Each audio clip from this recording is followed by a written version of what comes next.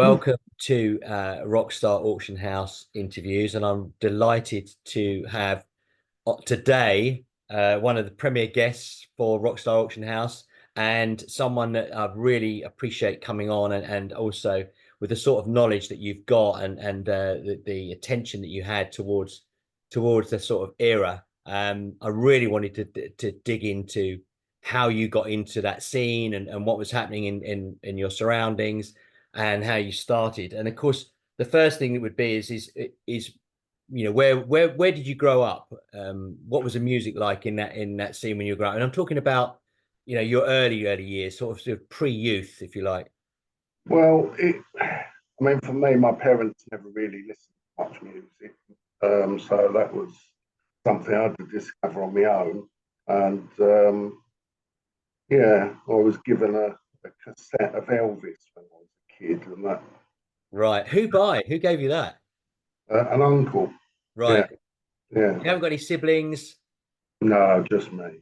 Right. Okay. So somebody in the family gave you a cassette of Elvis, what, greatest hits, or was it an album, one of his Yeah, albums? it was like a greatest hits thing.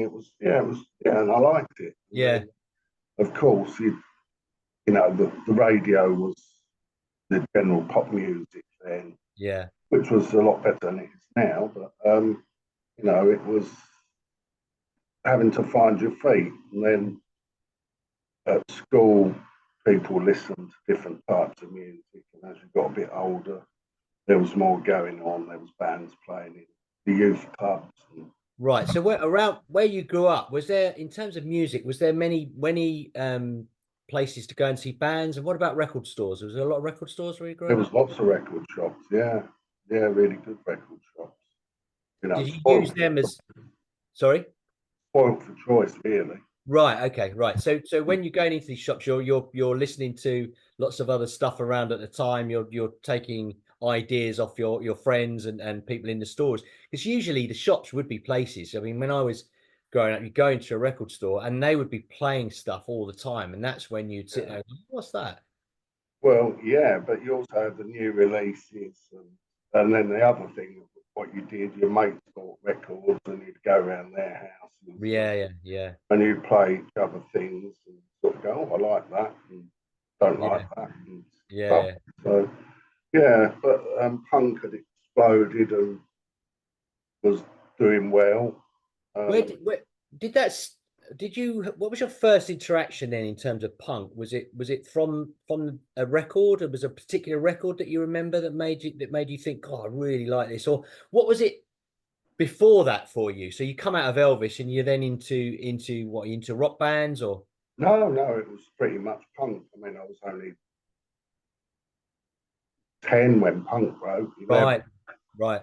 and that was what was going on, and Yeah, that was yeah, what was going on around you. And yeah, most of my friends are older than me, so right. it was natural progression, I suppose. Yeah. Do you remember the first sort of, if you like, punk track that you'd heard? We were talking last night, weren't we, about some of the gigs that were going on at the time, Dr. Feelgood, and that sort of maybe helped assist those sort of punk into those sort of areas of music. Was there any gigs that we're going to that would had punk bands playing?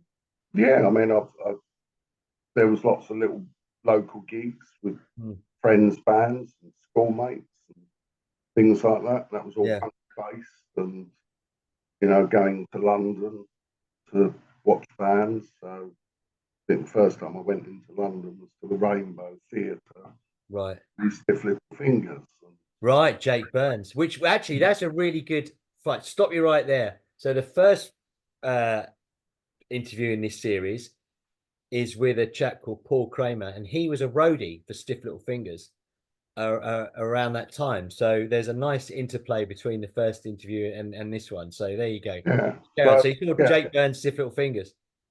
yeah, and you, it was I was still at school. I was well, I'd got a few years before I left school, so Right. Are you allowed to go into town, were you?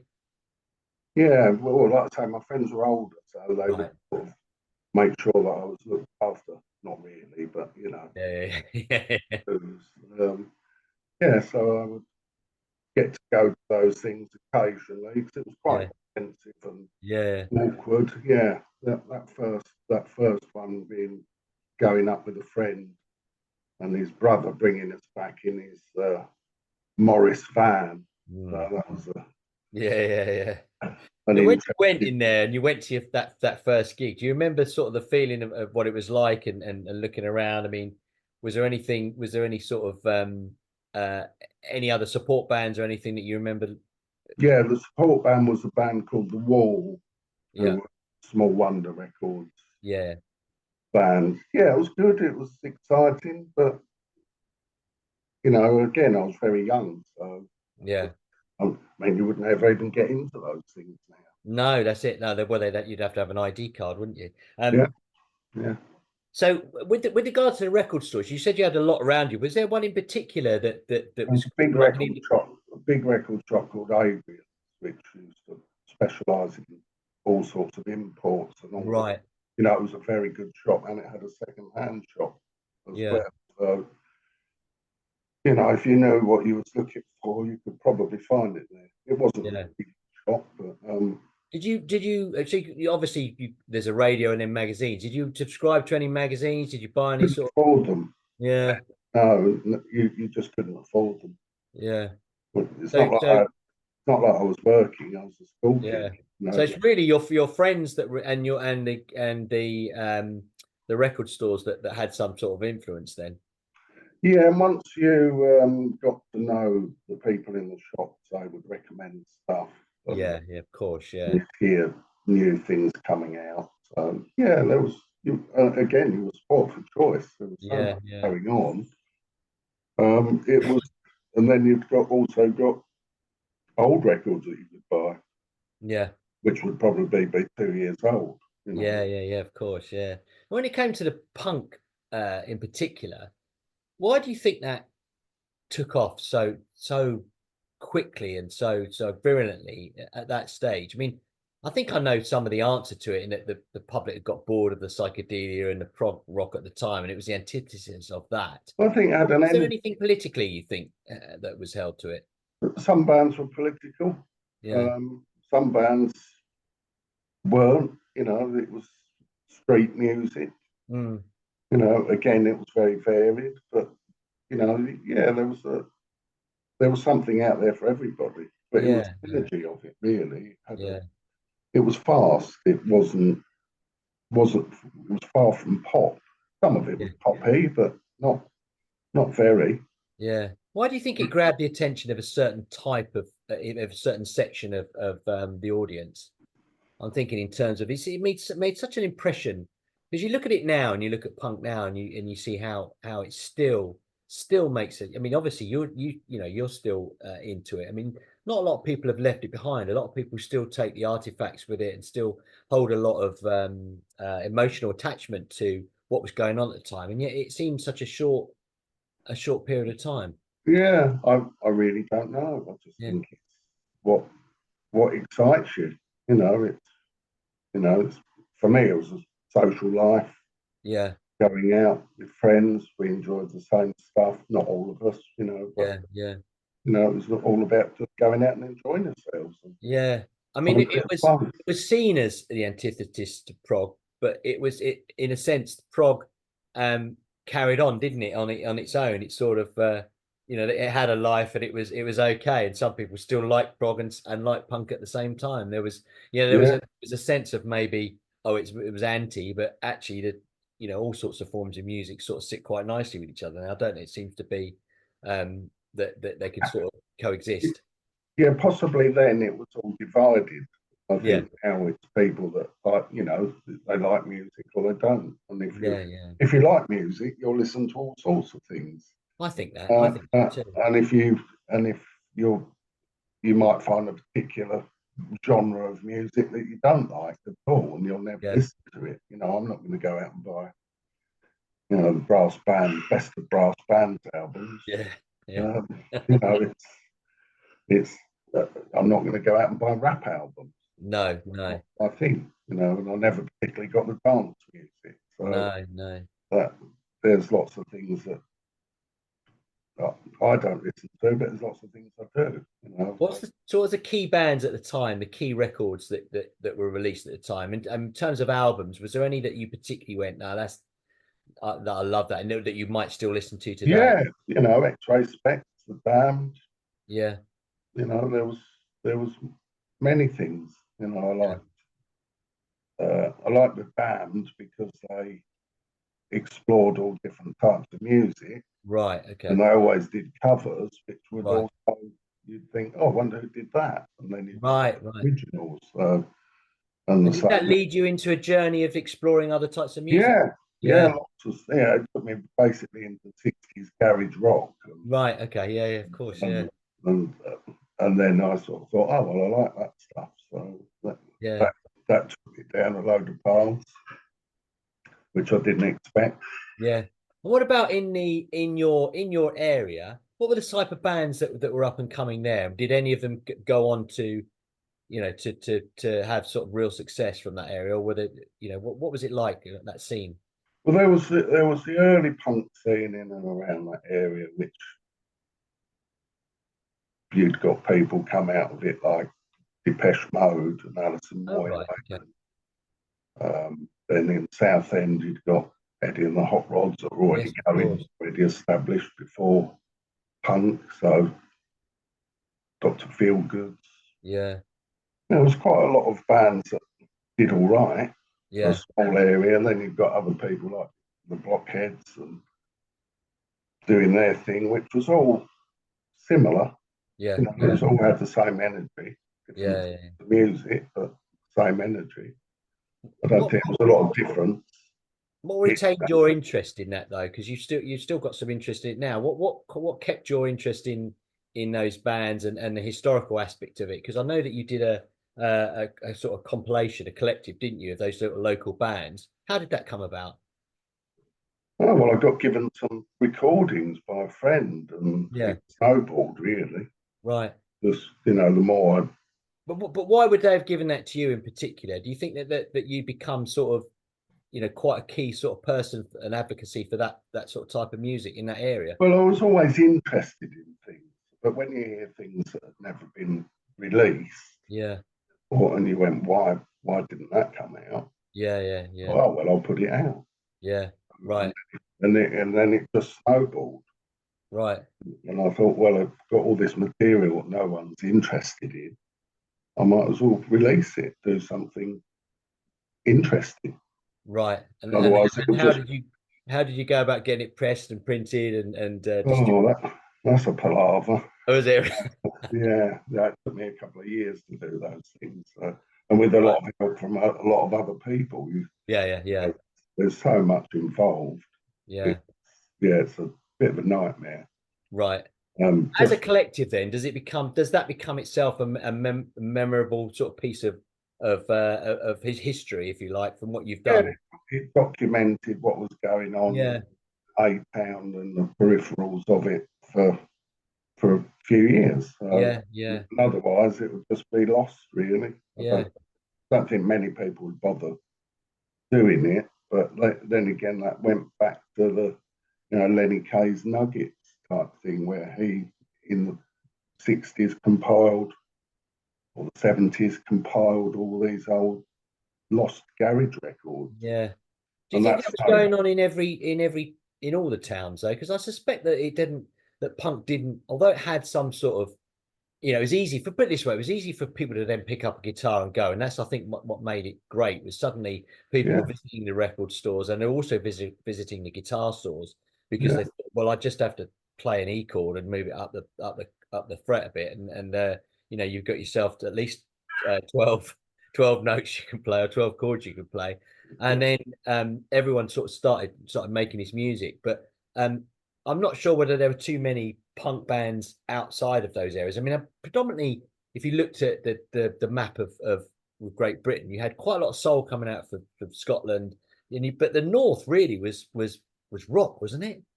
no, there was loads of punk in the north, and Was there? All right, okay, yeah, I think that story would have happened in every town and right, right, around it, all over the country. yeah, yeah, yeah, yeah. People got cassettes out or records out was the So do different you think there's a story. whole wealth of other sort of types of little mini recordings out there from people that Well, that there are little labels that put those things out. You yeah. know, unless you're actually really interested in it, you're not ever going to know. So No, that's right. No, you know, no. I think sometime though it'd be nice to put together a comprehensive list of what was going on, because we were speaking last night, weren't we, about the strength of British music, and if you look at in particular, there was a sort of time where, I mean, I put it this way: I went to LA recently, and I went into the local coffee store, the supermarket. Every time I went into one of those stores, they were playing an English artist, or a British artist, sorry, I should say British artist. And um, our exports in terms of music was amazing from that period. And if you did go further into where you went into the 80s, where you looked at the culture clubs and Duran Duran's, they just went on to be the massive worldwide superstars. But I think if you were to ask them about where they what was also hugely influential for them, punk would have been at the forefront of some of them, and some of the influences, and punk would have got them to pick up a set of drumsticks and ask to play the drums, or because it did make it more accessible for people, didn't it? yeah, it wasn't elitist. Yeah, Anyone could have a go. yeah, yeah. You didn't have to be a musician to be in a band. No, I've got friends of mine that are very competent players, but they can't read music. But they know yeah, how to play. yeah, yeah, I know other people that can read music, and yeah. I suppose it's. But then again, it's no good being the best musician in your own bedroom. You've got to No, do it that's right. with No, people, haven't you? And that's yeah, where it gets difficult. But it yeah, enabled kids to do something other than sit at home bored. yeah. And Got of them course, out the, there. the other thing around that time was that you didn't then have to go into a studio to record something. They had I think it was the TIAC system, where you could, you literally had four tracks, but you could bounce them all down. So if you could bounce all four down into one, and then do the next three down into the next one. So I that didn't. was quite I good. didn't know anybody that had those You things. didn't know. We had that. People, We had that locally. We had people that I mean, that's what did make it even more accessible. Was suddenly it was like it was easy for people to sort of suddenly get a piece of music going and just start it up. The next stage was what to do with it, and of course now you yeah, can just put it straight out into the internet in the big wide world, as literally in the day you do it. yeah. But I was fortunate. One of my friends' bands, there was a local record label. I think they were based in Colchester or somewhere like that. They Mhm. put out lots of compilation albums of local bands. And, Yeah, yeah, those tiny little labels that were going. At least it gave people an idea of what was going on in that area. yeah, yeah, But again, these things were very low key. So unless you lived within a couple of miles of these things, you didn't really know that they were going on. yeah. Of Again, course, yeah, I didn't, yeah, because I couldn't really afford to buy a music paper and see what was going on. So, yeah, you had to rely on other people to tell you the jungle drums, so to speak. I was very lucky that we had a lot of good venues nearby. yeah, But again, you still had to have the money to go, yeah, yeah. which you couldn't always do. You'd probably go out once a week, Yeah, but yeah, there there was, didn't. It wasn't. There certainly wasn't the sort of free sort of money or ability to get everywhere. I mean, we always just used to jump in a car and drive up the A3 and get to the Apollo, the Hammersmith Apollo, and that was about it. We didn't go into the other side of town, which perhaps you would have done. So you might have gone more to some of the gigs that were in the East End or something. it was easier to get to the West End. Yeah, That was, but you still yeah. We hardly had ever to went get on into the the. trains and Yeah, tubes, and yeah, it was quite interesting travelling in and out of London and yeah. things. It was always a bit dangerous. When you were going to any of the gigs, do you remember? I mean, I used to sort of, there was times where I would go to the merchandise store and pick up the odd little thing. Were you into that? Were you buying the badges and the t-shirts at the time? Um, Occasionally I would buy Yeah. things, but not very often. Normally you'd pick a badge up off the floor. Yeah. You know, t-shirts. A lot of the bands, again, you could afford to buy things, but Mm. I didn't really buy that. I would buy posters occasionally, or Yeah, get yeah, stuff yeah, up in record shops and yeah. here and there. Moving on from the punk era, well, after it sort of came and went. What was next for you? I mean, I know you obviously maintained an interest. When you put that compilation together, when was that? Oh, that was about 20 years ago. Right. Okay. So I was just doing. It was just doing something to make sure this stuff wasn't lost. Yeah. Yeah. You Yeah. know, and I was like, I was lucky. Everybody was very helpful and Yeah. pleased it was done, and and then we had a good time. Yeah. So Are a lot of the people that were involved at the time still around today, and so you still talk to them? yeah, yeah, I still bump into them Yeah. occasionally. Speak to some on the phone, And if you email. go if you go online and see and look at even so now we've got social media and here at Rockstar Auction House we've got an Instagram site and I regularly look through Instagram and find lots of punk type of artifacts and people selling punk gear and collectibles and things like that.